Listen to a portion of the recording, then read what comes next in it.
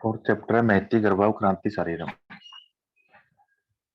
तो इसमें गर्भ से रिलेटेड सारा डिटेल में बताया गया है। गर्भ की परिभाषा क्या है? शुक्र शोणित जीव संयोगो तू खलु कुक्षी कहते गर्भ संज्ञा भवती, कि जब कुक्षी में शुक्र शोणित और जीव मतलब आत्मा का संयोग होता है तो उसकी गर्भ संज्ञा होती है, तो उसको गर्भ बोलेंगे। फिर आगे ऋतुमती, गत्ते पुराने रज से नव च अवशिष्ट, भी जब पुराना रज जो निकल जाए और नए रज की स्थापना हो जाए, शुद्ध सनाता मतलब स्नान की हुई स्त्री, अव्यापनम योनित शोणित गर्भाशय ऋतु अतिम अक्षम है, कि जिसमें योनि आर्तव और गर्भाशय रिलेटेड कोई दोष नहीं है, जिसका प्राणारथ जो है निकल चुका है, नए रथ की स्थापना हो चुकी है, उसको ऋतुमती कहेंगे। आगे आत्मा के पर्याय, तो अव्यक्त, आत्मा, क्षेत्रज्ञ, शाश्वत, विभु, जीव, उद्गल, ये थोड़ा अलग आया, पहले रिपीट नहीं हुआ। ज्ञ और अव्यय, ये आत्मा के पर्याय हैं। आगे गर्भ की मास अनुमासिक वृद्धि, तो इसमें सभी चारों के अकॉर्डिंग बताइए, लेकिन इंपॉर्टेंट चरक और सुश्रुत है ज्यादा। तो फर्स्ट मंथ में आचार्य चरक ने बताया खेट भूतो, खेट भूत होता है कफ रूप मतलब श्लेषम भूत, कफ का एक जगह इकट्ठा हो जाना। भवत्य व्यक्त निग्रह सद असद भूतंग अवयव, स्पष्ट और अस्पष्ट जो है भूतंग मतलब अवयव जो है बनने शुरू हो जाते हैं, दिखते नहीं लेकिन। आचार्य सूत्र ने बोला प्रथम मास कलम जायते, कि कलल के रूप में गर्भ प्रथम मास में बन जाता है। और टांग हृदय ने कहा है कि अव्यक्त प्रथम मास से सप्ताह कल्लो वेद, भी एक सप्ताह में कलल बन जाता है। फिर आगे का शिफ्ट है, ये इंपॉर्टेंट नहीं, और लंबाई भार एक जस्ट इसकी रीडिंग दे लेना। फिर सेकंड मंथ है घन संपत्ति, घन मतलब जो श्लेषम भूत रूप था वो और गाढ़ा हो जाएगा, तो जो कफ जो लिक्विड टाइप था वो सॉलिड हो जाएगा, तो घन बन जाएगा। तो आगे लिखा है अगर वो पूरा घन बन जाए तो पुरुष है, अगर पेशी स्त्री, और अर्बुद अगर गोल बन जाए तो नपुंसक है। ये सेम आचार्य सुश्रुत ने बताया, पिंड पुमान पेशी स्त्री अर्बुद पुरुष। तो स्टांग हृदय ने सेकंड मंथ में हृदय उपचार बताया। आगे है थर्ड मंथ, सर्वेन्द्रियाणाम सर्वांग अवयव युगपत निर्मित दो हृदय स्पंदनम, तो चार्य चरक ने दो हृदयता बताई है थर्ड मंथ में, तो ये इंपॉर्टेंट है, क्वेश्चन पूछते हैं। तो लिखा है कि सभी अंग प्रत्यंग और सभी इंद्रियां एक साथ ही थर्ड मंथ में बन जाती है और हृदय स्पंदन शुरू हो जाता है। आचार्य सुश्रुत ने बताया कि हस्तपाद सिर उत्पत्ति, तो हस्तपाद और सिर, दो हाथ दो पैर और सिर, ये पंच पिंडक हो गए, पांच चीजें होगी जो बननी शुरू हो जाती है। अष्टांग हृदय ने बताया द्वे शक्ति, भी दोनों पैर, द्वे बाहु, मूर्धा मतलब सिर, और गात्र पंचकम, ये पांचों चीजें जो शरीर की, गात्र पंचकम, इन्होंने पंच पिंड का वर्ड यूज किया, गात्र पंचकम अष्टांग हृदय ने यूज किया। और सर्व सूक्ष्म जो अवयव है वो बनने शुरू हो जाते हैं। तो इसमें आचार्य कश्यप का इंपॉर्टेंट है कि इन्होंने भी गर्भ संबंधन बता दिया, और चेतना वेदना सुख दुख, तो सुख दुख की अनुभूति होने लगेगी थर्ड मंथ में, क्योंकि दो हृदयता होगी, तो आचार्य कश्यप ने थर्ड मंथ में वेदना और सुख दुख की अनुभूति बताई है। फोर्थ है गर्भ में स्थिरता, गर्भणी गुरु कातरता, कि जब दो हृदय हो गया तो गर्भ के स्थिर हो जाएगा। आमतौर पर हम भी यही कहते हैं कि जब हार्ट बीट आ जाए 3 मंथ के बाद, तो उसके बाद थोड़ा डर खत्म हो जाता है अबॉर्शन का, तो वही चीज आयुर्वेद में बताई गई है कि फोर्थ मंथ में जो है गर्भ में स्थिरता आ जाएगी, और जो गर्भिणी है उसका अबडोमन बड़ा होना फोर्थ मंथ में, पहले थर्ड मंथ में इतना नहीं होता, फिर शुरू हो जाता है, तो गुरु गात्रता मतलब वेट बढ़ना शुरू हो जाएगा। चार सूचना ने कहा कि सर्वांग प्रत्यंग प्रव्यक्त गर्भ दो हृदय चेतना, तो चारे चरक थर्ड मंथ में 2 हो रही थे तब तय, और चारे सुश्रुत ने 4 मंथ में, ये भी एक इंपॉर्टेंट पॉइंट है। तो 4th मंथ में चारे सुश्रुत ने बताई है, 3rd मंथ में चारे चरक। आगे वाग्वट ने यहाँ पर लिखा हुआ है व्यक्त अंगानाम, कि जो अंग है वो व्यक्त मतलब दिखने शुरू हो जाएंगे। आगे 5th मंथ है कि गर्भस्थ शिशु के मांस और रक्त में विशेष वृद्धि, और गर्भिणी कार्य कमजोर हो जाएगी। तो ये क्वेश्चन आता है कि कौन से मंथ में गर्भ में रक्त और मांस की वृद्धि होती है, तो 5th में होती है। या फिर गर्भिणी किस मास में कार्य होती है, तो 5th में होती है। और चारे सूत्र ने कहा मन प्रतिबुधंत्र भवती, कि मन का जो है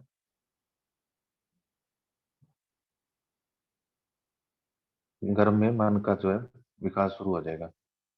और 6th में इन्होंने बुद्धि बताया। अष्टांग हृदय ने चेतना प्रादुर्भाव 5th मंथ में बताया। तो अष्टांग हृदय का क्वेश्चन आता है तो इन्होंने 2nd मंथ से 5th मंथ तक बताया है, 2 हृदय था।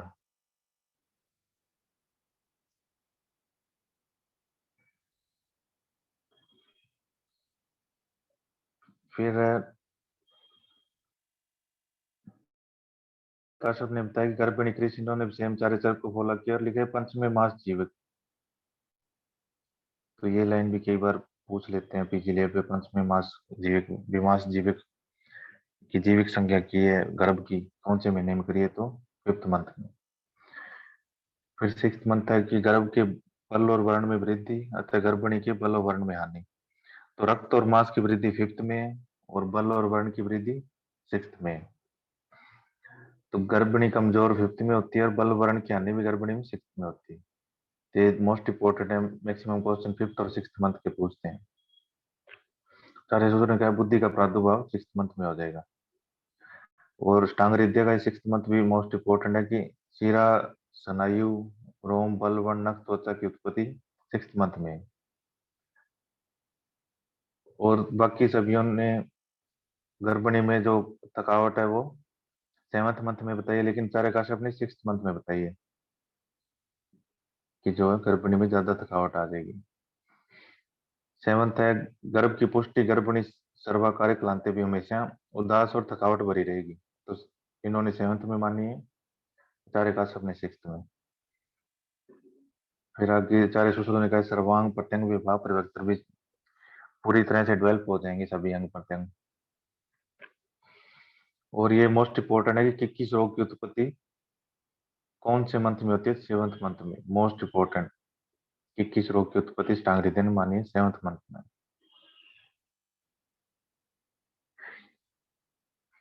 चारे काश्यप ने कहा है कि 7th मंथ में भी इन्होंने गर्भिणी नित्य क्लांता बोला है, गर्भ संपूर्ण अंग, और तीनों कफ से जो है घिरी होती है, वात पित्त कफ अनुवित।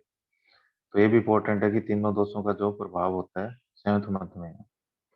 8th मंथ में ओज से रिलेटेड बताया सभी ने कि ओज स्थिर होता है, कि कभी ओज युक्त हो जाती है कभी ओजहीन हो जाती है। सभी ने ये बताया ओज के रिलेटेड।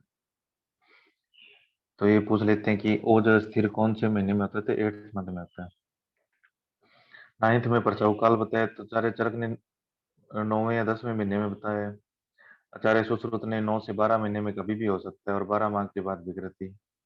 और अष्टांग हृदय कह रहे 8th मंथ से ऊपर एक दिन भी हो गया तो वो प्रसव प्रसव काल ही का समय शुरू हो जाता है। 8th मंथ में के बाद एक दिन ही ऊपर हो जाए और 12 महीने तक प्रसव काल माना है। तो प्रसव काल मर्यादा याद रखनी, 9 से 10 माना, इन्होंने 9 से 12, इन्होंने 8 में से एक दिन ऊपर होकर 1 वर्ष तक, और इन्होंने 10 माह तक। फिर 2 हृदयता क्या है कि गर्भ में जीवात्मा आने पर 2 हृदय संज्ञा होती है। और ये लेंथ और भार और जो लंबाई है वो बिल्कुल इजी है याद करनी। पहले है 1.25 से 1.5 ग्राम तक वेट फर्स्ट मंथ में, और लेंथ क्या है 4 mm, और लेंथ 4 mm से सेकंड में क्या होगी 4 सेंटीमीटर। 4 सेंटीमीटर से थर्ड थोड़ा टफ है, 6 हो जाएगी, 2 ही सेंटीमीटर बढ़ेगी। उसके बाद इजी है। फोर्थ में होगी 22 सेंटीमीटर, फिर 30, फिर 35, फिर 40, फिर 50। इस तरह वेट है 4 ग्राम, 1.5 ग्राम से 4 ग्राम, तो 4 सेंटीमीटर 4 ग्राम याद रखना। फिर 250 ग्राम याद कर लेना इसको, फिर 500 ग्राम, फिर इसको 1000 ग्राम, फिर 1.5 किलो, फिर 2 किलो, फिर 2.5 से 3 किलो। प्रिय चरकनी तृतीय माह में जन्मोत्तर काल में होने वाले स्त्री पुरुष और नपुंसक स्थान उत्पत्ति संबंधी भाव बताए हैं, जिनको व्यक्त गर्भा बोलेंगे। जन्मोत्तर स्त्री कर भाव क्या है? कलिव्य, भीरु, अविषार्थ, मोह, अनवस्थान, गुरुत्व, असहन, स्थल्य, मार्दव। ये जो गर्भिणी है, स्त्री कर भाव है कलिव्य, भीरुत्व, और डरी हुई रहेगी, भारी हो जाएगी, अंगों में स्थिरता रहेगी, सॉफ्टनेस होएगी, तो ये स्त्री कर भाव है कि जो गर्भ स्थान है। फिर जन्मोत्तर पुरुष भाव इसके विपरीत और मिश्र लक्षण नपुंसक स्थान उत्पत्ति संबंधी होते हैं।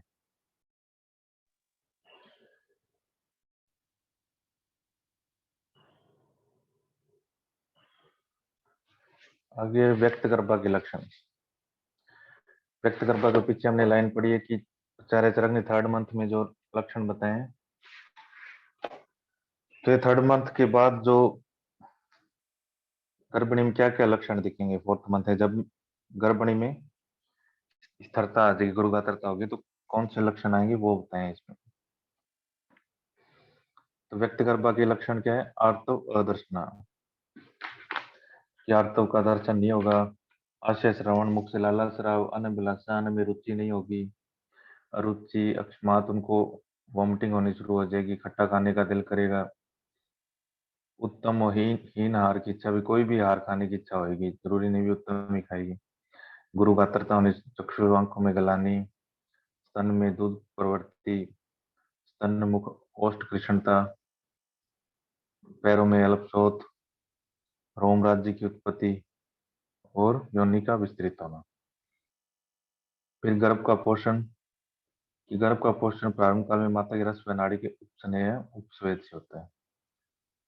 तो जो रस व नाड़ी है, अम्बिलिकल जो वेन होती है, उसके उपस्नेह और उपस्वेद से, कि उसमें से अपने आप एक्सुडेट होकर बाहर आता है रस, और उसके उपस्नेह से होता है, उसमें से जो झर के बाहर आएगा। तो ये क्वेश्चन पूछ लेते हैं किससे होता है, तो रस व नाड़ी के उपस्नेह उपस्वेद दोनों वर्ड याद रखने हैं। आगे स्त्री दोष और पुरुष दोष, ये मोस्ट इंपॉर्टेंट है। बंधे क्या होता है? बीज में दोष, मतलब गर्भाशय बीज भाग अवयव। तो जो बीज है पूरा ही दुष्ट हो तो उसको बंध्या बोलेंगे। सेकंड है बीज भाग अवयव। अवयव मतलब एक पार्ट, बीज के अगर एक पार्ट में दोष हो तो पुत्तिप्रच। फिर है बीज बीज अवयव और गर्भाशय में दोष। तो क्वेश्चन इस तरह आता है, स्त्री नाम गर्भाशय बीज भाग अवयव। स्त्री नाम जो स्त्री कर भाग है वो स्त्री में गर्भाशय है, गर्भाशय से स्त्री की संज्ञा हुई है, तो स्त्री नाम गर्भाशय बीज भाग अवयव। तो स्त्री की संज्ञा धरने वाले गर्भाशय में अगर दोष आ जाए तो वार्ता है। बीज बीज अवयव ऊपर वाली दुष्टि प्लस गर्भाशय। इसी तरह पुरुष में, तो उसमें बंध्या और इसमें बंध है, पुति प्रजा है, इसमें पुति प्रज है, तो आ की मात्रा इनमें नहीं है, ये भी याद रखना, वर्ड में डिफरेंस है दोनों में। और थर्ड को इन्होंने वार्ता बताया, इन्होंने तृणपुत्रिक, कि बीज में दोष, बीज और बीज अवयव में। लास्ट जो है शुक्राशय, जो पुरुष कारिक भाव है, तो शुक्राशय में दोष। तो तीनों चीजों में अगर दोष हो तो तृणपुत्रिक। फिर आत्मा का स्वरूप बताया, तो ये फर्स्ट हमने चरक सूत्र फर्स्ट में श्लोक पढ़ा था, बिल्कुल सेम है। निर्विकार पर सत्वात्मा सर्वभूता नाम निर्विशेष, ऊपर था सर्वभूत गुणेन्द्रिय। फिर है सत्व शरीर विशेषाद विशेष उपलब्धि। निर्विकार मतलब जिसमें रजतम रहित हो, पर सत्वात्मा मतलब श्रेष्ठ आत्मा, सर्वभूता नाम निर्विशेष, निर्विशेष मतलब समभाव, कि सभी भूतों में जो समभाव से रहती हो। सत्व सत्व मतलब मन, शरीर विशेषाद विशेष उपलब्धि, कि मन और शरीर की विशेषता से विशेष की प्राप्ति होती है। फिर आगे मानस प्रकृतियां। आचार्य चरक ने 16, काश्यप ने 18। तो जो सात्विक प्रकृतियां हैं वो, इनको कैसे डिवाइड किया? सात्विक, राजसिक और तामसिक। सात्विक प्रकृतियां उनको कल्याणकारक बोला गया है, और जो राजस सत्व है उसको क्रोध, रोष, रोष युक्त, रोष मतलब क्रोध युक्त। जो तामस है वो, इनको मोह सत्व भी बोला गया है, मोह युक्त। ये जो सात्विक प्रकृतियां हैं वो, बाकी चारों ने 7 मानी, आचार्य काश्यप ने 8। 8वीं जो एक्स्ट्रा कौन सी मानी? प्रजापत्य सत्व। तो प्रजापत्य सत्व जो है एक्स्ट्रा मानी। राजस प्रकृतियां 6 है, काश्यप ने 7 मानी है। 7th कौन सी है? याक सत्व, ये एक्स्ट्रा है। और जो तामस प्रकृतियां वो 3 है। तो सबसे पहले ब्रह्म का है।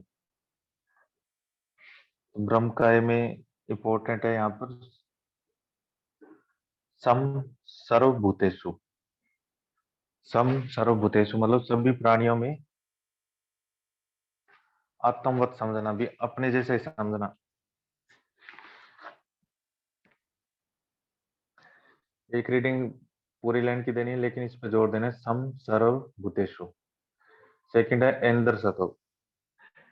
इंद्र सत्व में है कि ये ऐश्वर्य युक्त होते हैं, और अधेय वाक्यम।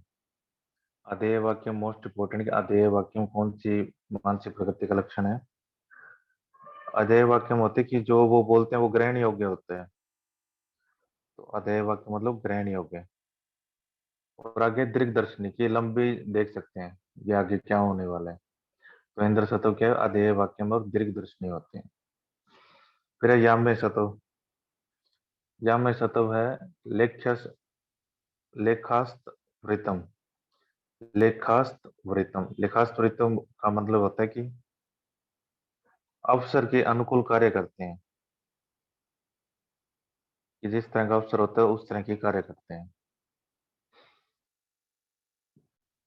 लेख्यास आवृतम प्राप्त कार्यणम असंप्रहार्य। असंप्रहार्य मतलब जिस पर कोई प्रहार न कर सके। उत्थान वृत्तम। उत्थान वृत्तम मतलब हमेशा जो जागरूक रहते हैं, तो हमेशा जागरूक रहने वाले, और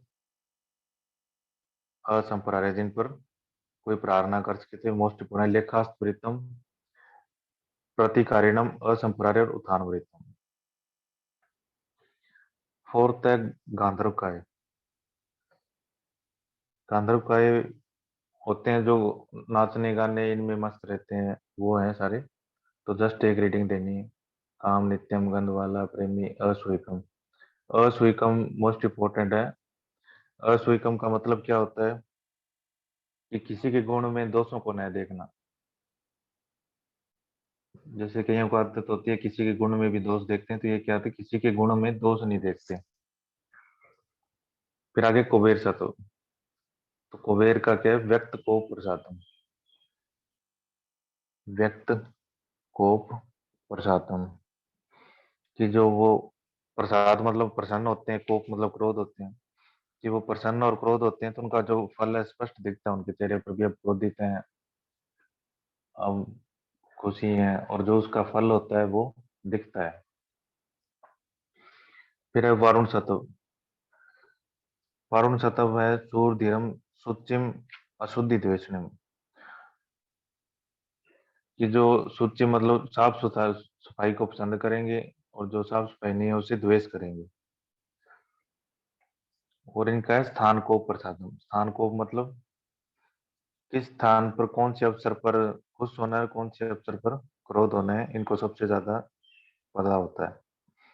तो व्यक्त को प्रसादम तो कुबेर है, और स्थान को प्रसादम वरुण। फिर आर्ष सतव। आर्ष होते हैं ऋषि। ऋषि सतव कौन से हैं? जो प्रतिभा वचन विज्ञान विज्ञानोपधारण और शक्ति संपन्न है। कि जो यज्ञ अध्ययन वृत्त होम ब्रह्मचर्य सब करते रहते हैं, और प्रतिभा वचन विज्ञानोपधारण और शक्ति संपन्न होते हैं, वो आर्ष सतव है। फिर उन्होंने कहा कि जो फर्स्ट वाला ब्रह्म का था, ब्रह्म सत्व, वो सबसे ऊपर है। ब्रह्म अत्यंत शुद्धम व्यवस्थित। कि शुद्ध सत्व संयोग के कारण, शुद्ध सत्व मतलब शुद्ध मन के संयोग के कारण उत्पन्न होने के कारण इसको सर्वोपरि मानना चाहिए।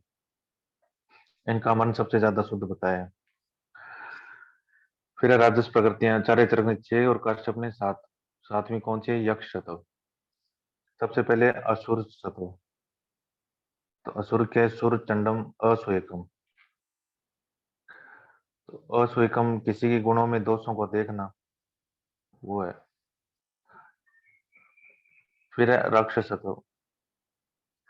ऊपर जो वर्ड था वो था अनसुएकम, और ये है असुएकम। मतलब वो थे जो गुणों में दोष नहीं देखते थे, ये जो गुणों में दोष देखते हैं। राक्षसत्व कौन से? अनुबंध कोपम। अनुबंध मतलब बंधा रहना, कोप मतलब क्रोध भी। एक बार गुस्सा आ गया तो चिरकाल तक क्रोधित रहते हैं। छिद्र प्रारिणाम। प्रारिणाम छिद्र मतलब जो मौका देखकर प्राण हरण कर ले किसी का।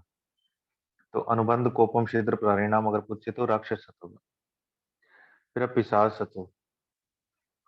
पिशाच है असुचि शुचि द्वेषी नाम। तो वारुण में हमने पढ़ा था शुचि अशुद्धि द्वेषी नाम, कि वो शुचि मतलब पवित्रता को प्रेम करते हैं, अशुचि जो साफ सुथरी नहीं है उससे द्वेष करते हैं। इसका ऑपोजिट है पिशाच का, कि जो शुचि जो साफ सुथरा है उससे द्वेष करेंगे, साफ सुथरा नहीं है उससे प्रेम होगा इनको। भीरू, भीरू मतलब डरपोक है। विष अतिसार। विष अतिसार नहीं है ये, बिरसा या तारम। बिरसा या तारम वर्ड है ये। बिरसा या तारम। बिरसा या तारम होता है कि दूसरों को डराने वाला। तो भीरू, बिरसा या तारम मतलब दूसरों को डराने वाला। प्रेत सत्व। प्रेत सत्व है आहार कामिति, भी निरंतर उनको आहार की इच्छा होती रहेगी। तो आहार कामिति कौन सी होती है? प्रेत। फिर है सर्प सत्व। सर्प है क्रुद्धम सुरम अक्रुद्धम भीरू। तो ये शाम से रिलेटेड करना है कि अगर उनको क्रोध आ गया तो वो सूर है, निडर है। अगर उनको क्रोधित नहीं है तो वो डरपोक है। फिर तीक्ष्णम आयास बहुलम। तीक्ष्ण मतलब तेज चलने वाले। आयास बहुल मतलब ज्यादा परिश्रमी, तो सांप इधर उधर घूमते रहते हैं। तो आयास बहुलम मतलब ज्यादा परिश्रमी होते हैं। फिर है संत्रस्त गोचम। संत्रस्त मतलब डरे हुए, गोचर मतलब चलना। तो डरे हुए घूमते रहते हैं, जैसे सांप है वो भी भयभीत रहते हैं, भयभीत इधर उधर घूमते रहते हैं। आहार भी आरम परम। तो क्रुद्ध सुरम अक्रुद्धम भीरु ये पूछते हैं तो कौन सा? सर्प सतव है। फिर है शकुन सतव। ये अनुस अनुष्क्त कामम दृशम, कि जो निरंतर काम के लिए में तत्पर रहते हैं। अमर्षण मतलब क्रोध को सहन नहीं करने वाले। तो अगर ये पूछे अनुष्ठ काम अदर्शम, ये निरंतर काम में लिप्त रहने वाले कौन से? तो शकुन सतव है। तो ये जो हाईलाइटेड वर्ड है इन पर ज्यादा जोर देना है। फिर है तामस प्रकृतियां, ये 3 है। नाम सारे के सारे रीड करने, कौन सी होती है चाहिए, टिप्स होना चाहिए नाम। फिर तामस प्रकृतियां 3 कौन सी है? पशु सत्व मतलब पशु की तरह, मत्स्य मतलब मछली, और फिर वानस्पत्य जो पेड़ पौधे हैं। तो पशु सत्व कौन सी है?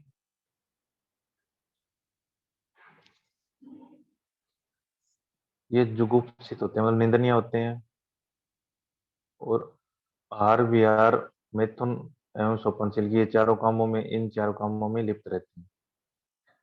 फिर है मत्स्य। विरुद्ध बुधम आहार लुब्ध। तो अगर आहार लुब्ध पूछे तो मत्स्य है। तो आहार से रिलेटेड जितने हैं उनको हाईलाइट कर लेना, आहार से रिलेटेड पूछते हैं। वनस्पति के केवलम अभिनिष्ठ आहारम, ये केवल भोजन के प्रति अभिनिवेश करने वाले, कि कुछ भी अगर सोचेंगे भी क्या करना है तो पहले सबसे पहले आहार के बारे में सोचेंगे। तो आहार लुब्ध मातर्षय वनस्पति केवलम अभिनिविष्ट आहारम है। और जो सर्प सतव है वो आहार विहार परम है। तो आहार से रिलेटेड जितने भी है उनको अलग से हाईलाइट कर लेना।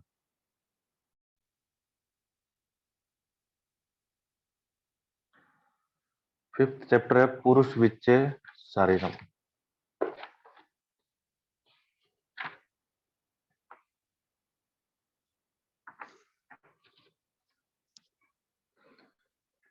तो पुरुष और लोक की समानता क्या है वो बताया गया, कि यावंत ही लोक के मूर्तिमंत भाव शेष पुरुष से तावंत। यावंत पुरुष तावंत लोकविद्य, कि जितने ही मूर्तिमान भाव विशेष इस लोक में उतने ही पुरुष में, जितने पुरुष में उतने ही लोक में। यहाँ नीचे समानता बताई गई है भी कैसे हम मिला सकते हैं। तो पहले ये जो पांच महाभूत है वो आगे जो लोक में इस ब्रह्मांड में है, तो इसको शरीर से कैसे कंपेयर किया कि जो पृथ्वी महाभूत है उसको स्थूल रूप मान सकते हैं, शरीर का जो स्थूल अपनी बॉडी है। स्थूल मतलब जो हैवी पार्ट है हमारी बॉडी का, आकृति है जो। फिर आप जल को जो शरीर में कलेद है, गीलापन है, उसको मान सकते हैं। तेज को जो शरीर में गर्मी है, अभी संताप है, जैसे जठराग्नि है, वो मान सकते हैं। वायु को प्राण, जो प्राण है हमारे वो वायु है, अगर वायु निकल जाए तो शरीर नष्ट हो जाएगा। फिर आकाश को सुशिर, जो खाली जगह है, जो हमारे छिद्र है शरीर के, जो खाली जगह है शरीर में, उसको आकाश मान लिया। जो तम है उसको मोह कह दिया। ब्रह्मा को अंतरात्मा कह दिया। ब्रह्मा की विभूति मतलब अंतरात्मा की विभूति। फिर है ब्रह्मा की विभूति प्रजापति मतलब मन। तो मन का पूछते हैं कि क्या है ब्रह्मा की विभूति, प्रजापति क्या है, मन। फिर है विश्वदेव। विश्वदेव मतलब इंद्रिय अर्थ, जो शब्द स्पर्श रूप रसगंध है उनको विश्वदेव कह दिया। अश्विनी कुमार जो है उनको कांति कह दिया। तो अश्विनी कुमार जो, कुमार मतलब जो राजा होते हैं उनके चेहरे पे कांति होती है, तो इतना याद कर लेना। इंद्र है तो इनको अहंकार कह दिया, तो इंद्र अहंकारी था, ये हमने देखा ही है कि इसको गुस्सा आ जाए तो बारिश पे बारिश, नहीं तो नहीं। तो फिर क्या है सृष्टि। जो सृष्टि है आल और उसको गर्भावस्था कह दिया। फिर कृतयुग मतलब जो सतयुग है उसको बाल्यावस्था। सतयुग के बाद कौन सा होता है, त्रेता युग होता है, त्रेता को कह दिया युवावस्था। उसके बाद द्वापर युग होता है, द्वापर युग को बोल दिया वृद्धावस्था। और द्वापर के बाद होता है कलयुग। कलयुग को कह दिया रुग्णतावस्था, मतलब आतुरावस्था। तो बाल्य शुरू होती है सतयुग से, फिर त्रेता युवा, द्वापर वृद्धावस्था, और कलयुग को आतुरावस्था, मतलब जो बीमारी की अवस्था होती है उसको कलयुग बोल दिया। युगांत, युग को क्या कह दिया, मरण, युगांत। युगांत मतलब युग का अंत, तो युग का अंत क्या है, मरण। वसु क्या है, सुख है। ज्योति को ज्ञान बता दिया। सोम को प्रसाद। मरुत को उत्साह। आदित्य सूर्य को आदान। और रुद्र को रोष। तो ये सोम का पूछते हैं, मरुत के भी क्वेश्चन आए हुए हैं, आदित्य का भी है। लास्ट वाला मोस्ट इम्पोर्टेंट है, इसमें से क्वेश्चन पूछते हैं कि लोक में जो मरुत है उसको पुरुष में क्या मान सकते हैं। फिर क्या, लोक और चढ़ धातु पुरुष की पांच दशाएं होती है। जो लोक है और जो पुरुष है इसकी पांच स्थितियां हो सकती है पूरे जीवन में। कौन कौन सी, हेतु। हेतु होता है उत्पत्ति का कारण, भी वो उसका जन्म क्यों हो रहा। उत्पत्ति मतलब जन्म होना। वृद्धि मतलब फिर वो शरीर जो वृद्धि होती है वो। उपपल्लव मतलब दुखों का संयोग होना, फिर जो शरीर बड़ा हो जाता है उसके बाद दुख आने शुरू हो जाते हैं। वियोग मतलब फिर जो आत्मा निकल जाए, मर जाए, वो भी विभाग हो जाए आत्मा का और पंच महाभूत का। तो हेतु मतलब उत्पत्ति का, उसका कारण क्या है, फिर उत्पत्ति जन्म हो जाना, फिर वृद्धि हो जानी। उपल्लव मतलब दुखों की एंट्री हो जानी, फिर वियोग हो जाना। तो ये पांच चीजें हैं जो लोक और चढ़ धातुओं को, उसकी पांच दशाएं हैं। तो ये याद रखना सीक्वेंस, हेतु, उत्पत्ति, वृद्धि, उपपल्लव और वियोग। फिर ये लिखा कि उपपल्लव दुखागमों के, दुखों का आ जाने उपपल्लव कहलाता है। फिर है प्रवृत्ति, कि किसी काम में प्रवृत्ति के क्या कारण हो सकते हैं, अच्छे बुरे काम में। तो क्या, मोह, इच्छा, द्वेष, कर्म, मूल प्रवृत्ति की। किसी वस्तु से मोह होना, इच्छा होनी या द्वेष होना, ये प्रवृत्ति किसी काम को करने की चेष्टा के मूल कारण है। तो मोह, इच्छा, द्वेष, कर्म, प्रवृत्ति। तो प्रवृत्ति के आठ भेद बताए इन्होंने। अहंकार, कि हमें अहंकार हो कि मैं ये कर लूंगा, ये नहीं करूंगा। फिर है संग। संग होना कि मन और शरीर वाणी के संग से कोई ऐसा काम कर देना जो मोक्ष में बाधक हो। फिर है विप्रत्यय। विप्रत्यय होते हैं कि ऑपोजिट कर्म करना। ये जो प्रवृत्ति के 8 भेद बताएंगे, इनका दूसरा मतलब ये भी निकलता है कि मोक्ष में बाधक कारण, कि इन मोह इच्छा द्वेष करके हम क्या क्या ऐसे कर्म करते रहते हैं जिससे हमें मोक्ष नहीं मिलता। ये हम सात्विक कर्म छोड़कर क्यों वो दूसरे कर्म करने लग जाते हैं, ये भी मीनिंग निकलता है। तो पहला है अहंकार। अहंकार से हम भी ये मैं कर सकता हूँ, ये मैं कर लूंगा, ये वो, तो हम गलत काम भी कर लेते हैं।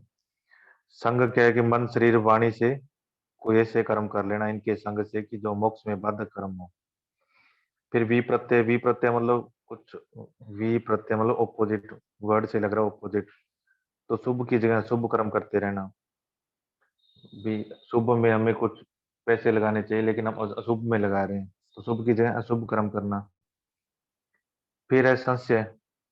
संशय का मतलब होता है कि हमें ये भी क्लियर ना हो, संदेह हो कि कर्म का फल मिलता है नहीं। तो अगर हम श्योर कि मिलता है कर्म का फल तो हम गलत काम करेंगे नहीं।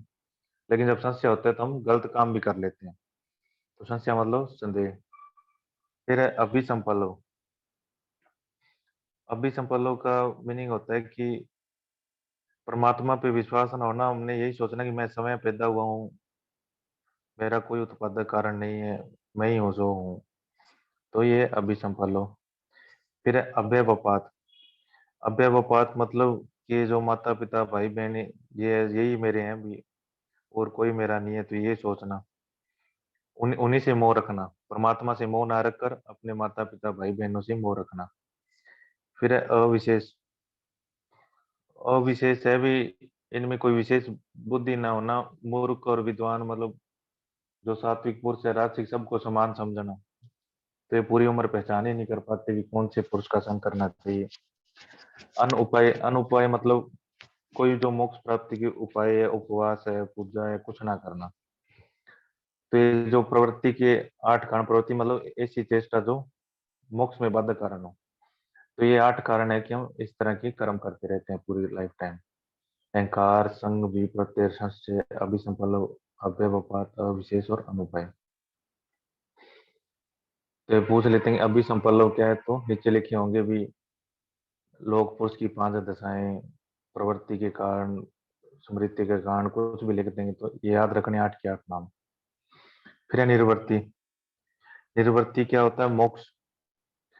तो ये आगे मोक्ष के प्राय लिखे गए। ये लिखा निर्वर्ती अपवर्ग तत्तम परम प्रशांतम तद शरम तद ब्रह्मा सम मोक्ष। तो ये सारे मोक्ष के पर्याय है। निर्वर्ती मतलब सब कर्मों से निर्वर्ती हो जाना, छोड़ देना। अपवर्ग का मतलब मोक्ष है, विपाक भी मोक्ष है, वीरम परम शांतम। तो ये विपाक को पूछ लेते हैं क्या है, तो विपाक क्या है? मोक्ष है। वीरम परम शांतम अक्षर अमृत ब्रह्मा अपनो निर्वाण और शांति, सारे मोक्ष के पर्याय है। फिर है सत्य बुद्धि। सत्य बुद्धि शुद्ध सत्वस्य। शुद्ध सत्व, सत्व मतलब मन। शुद्ध सत्वस्य या शुद्ध सत्य बुद्धि प्रवृत्ति। शुद्ध सत्वस्य मतलब जो शुद्ध मन वाले पुरुष हैं, उसी में जो सत्य बुद्धि प्रवृत्त होती है। तो सत्य बुद्धि सही बुद्धि किस में आएगी? जो शुद्ध मन वाले होंगे। तो इसका मीनिंग ये है।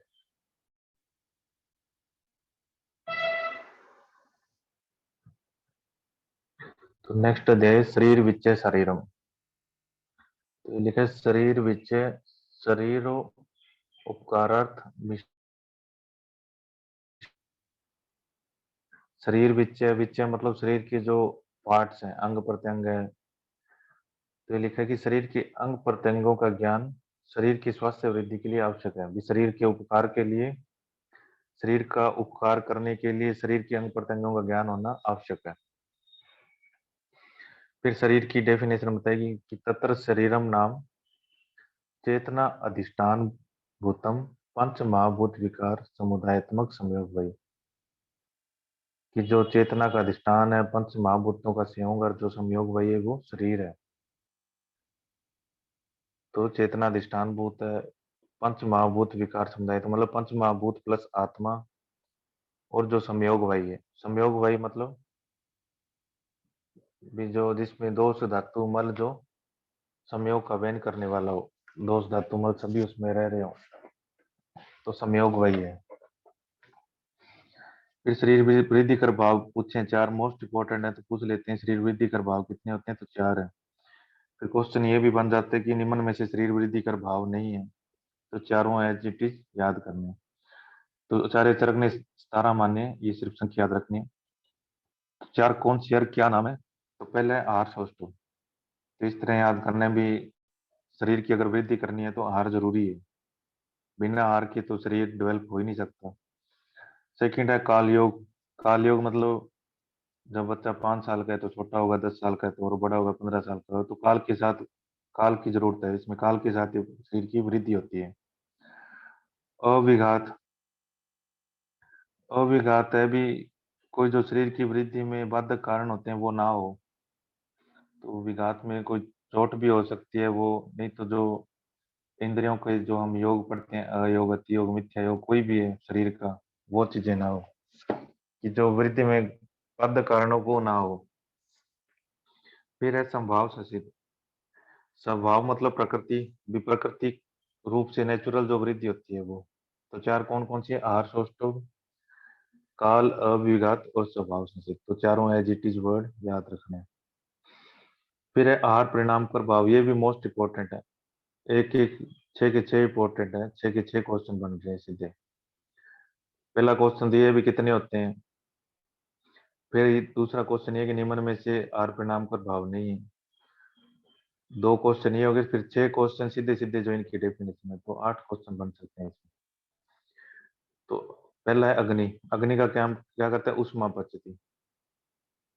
तो अग्नि का पूछ लेते हैं कि उष्मा पचती किसका है, तो नीचे ये चारों पांच ऑप्शन होंगे, तो ये अग्नि है।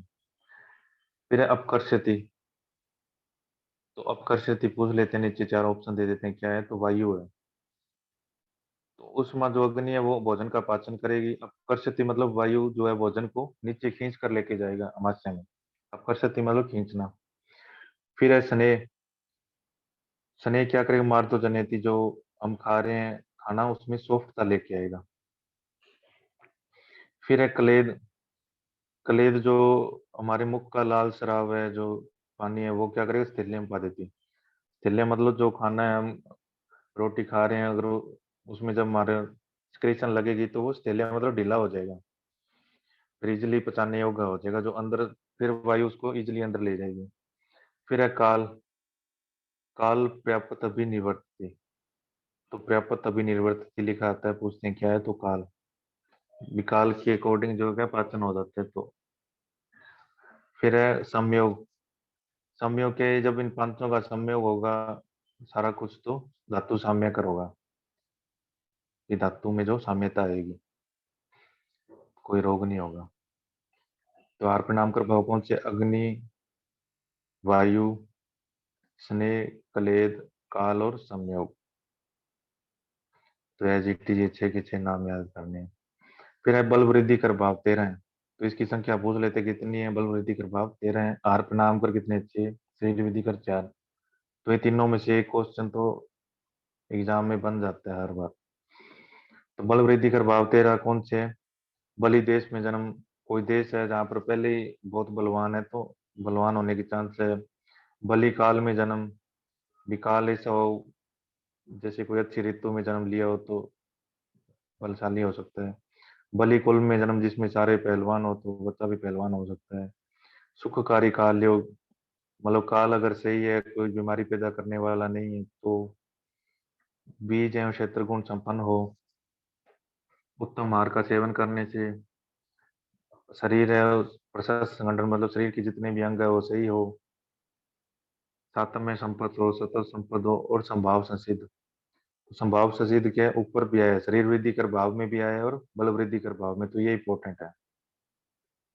फिर है युवावस्था, उसमें बल ऑटोमेटिकली ज्यादा होता है। जो व्यायाम एक्सरसाइज जिम वगैरह करता है उसमें ज्यादा होता है।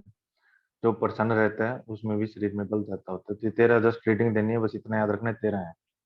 और जो संभाव से सिद्ध भी है, स्वाभाविक बल, प्राकृतिक रूप से बल ज्यादा होना और प्राकृतिक रूप से शरीर की वृद्धि होना, तो सेम है ये संभाव से सिद्ध दोनों में।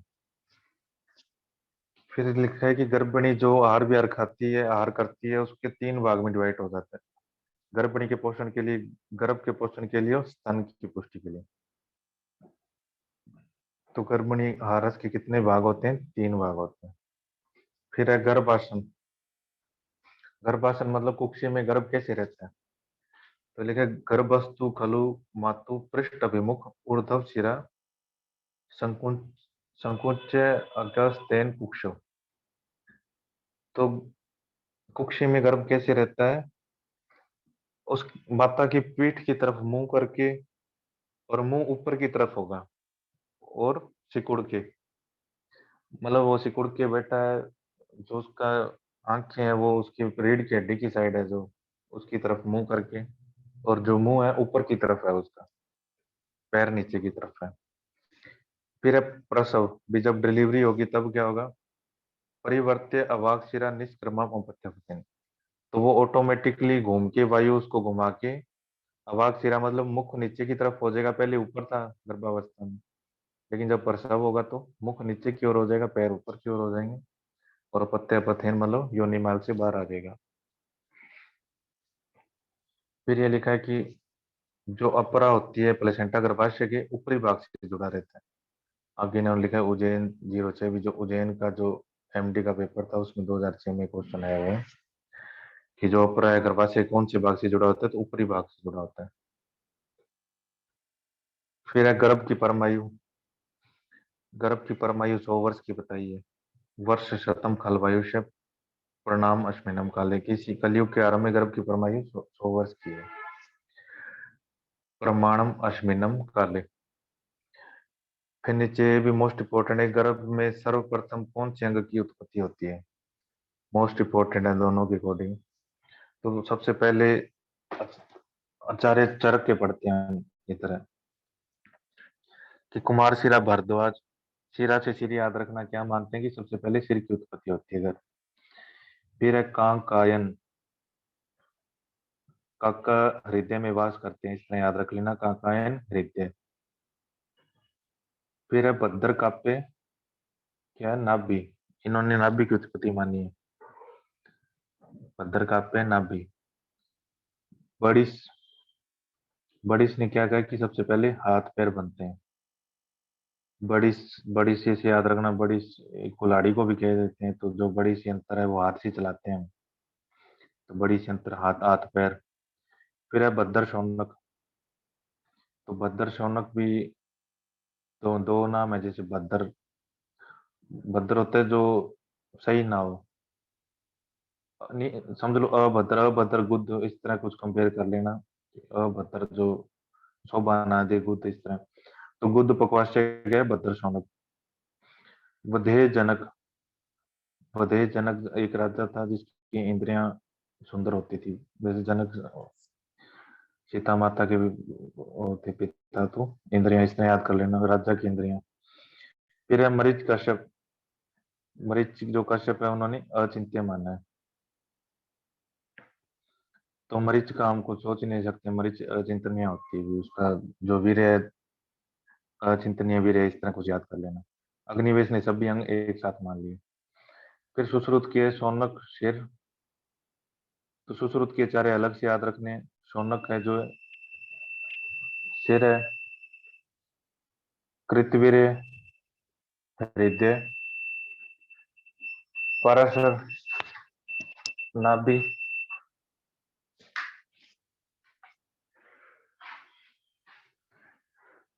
मार्कंडे पाणिपाद, सुबुद्धि गौतम मध्य शरीर, और धनवंतरी सभी अंगों की एक साथ उत्पत्ति। तो अग्निवेश और धनवंतरी ने सभी अंगों की एक साथ उत्पत्ति मानी है, जो इनके मेन है सुश्रुत और चरक के। कृत वीर्य, वीर्य से हृदय, हृदय प्रिय, हृदय वीर्य जैसे भी, कृत वीर्य हृदय। पारा नाभि का पारा, इस तरह याद कर सकते हो। मार्कंडेय पाणिपाद। मार्क मतलब निशान, मतलब पैरों के निशान। तो मार्कंडेय पाणिपाद। सुबुद्धि गौतम ने मध्य शरीर माना, धनवंतरी सभी अंग एक साथ। आगे लिखे अकाल और काल मृत्यु का वर्णन किया हुआ है इस चैप्टर में। ये काल मृत्यु कौन सी होती है, काल कौन सी होती है।